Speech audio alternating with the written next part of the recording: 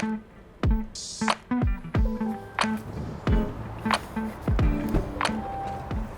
Coach Kafka, how we what's doing? up, buddy?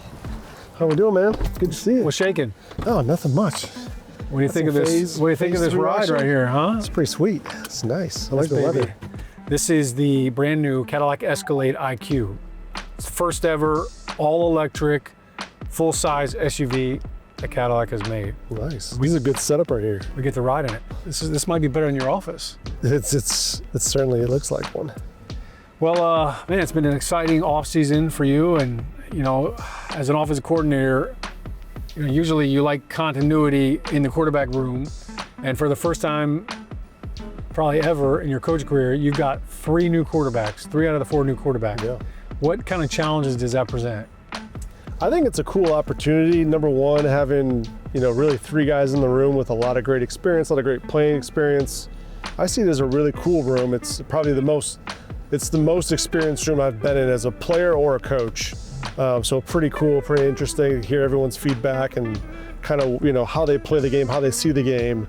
It's been a great meeting room so far. So when you have a couple of veteran guys like Russ and Jameis, they've probably run some similar schemes. Maybe they called it something different, right? So it's just a different verbiage, different words. Has there been some back and forth input from them as well already? Or do you kind of, let's lay the groundwork here, and then as we progress on, then we'll kind of take some feedback? Yeah, I think it's a combination of both. You know, I know when I was kind of putting together the plan for the off season, you watch a lot of their film. You watch a lot of Russ, a lot of Jameis, and see what they did really well over the course of their career. Put together, you know, a big, huge cut up, and then you just kind of start pulling certain things that they're really comfortable with. And so, you know, now we have feedback. Now I have a perspective of, you know, where and how they like to use it.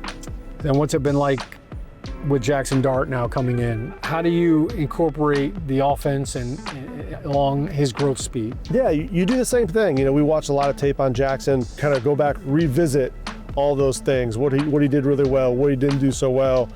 You're also taking into consideration, he's a young guy. This is the first time he's in a huddle, first time calling the plays, calling the cadence. So you try to take that all into consideration when just you're scripting and you're building it out, so that, you know, those guys can go out there and operate. It's not something that's super foreign where they're not confident in what they're doing, not, you know, they're very decisive in how they're going to operate. So you can kind of build that muscle memory and build that positive reinforcement of the plays they're using.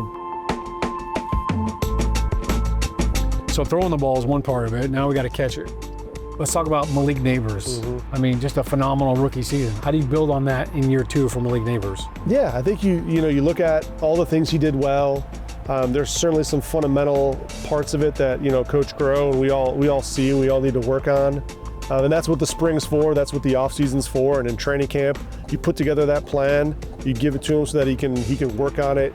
You know, on top of just what Malik did, you know, you can't take away what Tyrone Tracy did and what Motor did, and, you know, Theo in his opportunities that he had, Wandell. So like, there's a lot of pieces in that, and Slayton, I mean, being a downfield threat. So yeah, you got to put those guys in a position to be successful.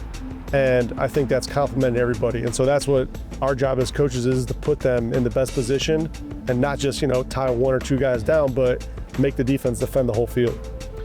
So you're talking about defending the whole field. How do you get better in OTAs and in training camp at the red zone offense? Yeah, we've emphasized it. Everything happens faster in the red zone. Everyone's urgency, everyone's level of detail has to ramp up. But that's what we work and practice on in phase 3 and going into training camp. Like, just those details about it. And we know that it might not be exactly the way it is because defenses change so much and they're so multiple when you get to the low red, whether it's all out zone, all out blitz. You know, there's all different kinds of defensive structures they can put out there. We just got to be tuned into the details and let the offense work for us. Well, thanks, Mike. Thank you. Appreciate it, man. Thank you so much. Good luck this season. Thank you very much.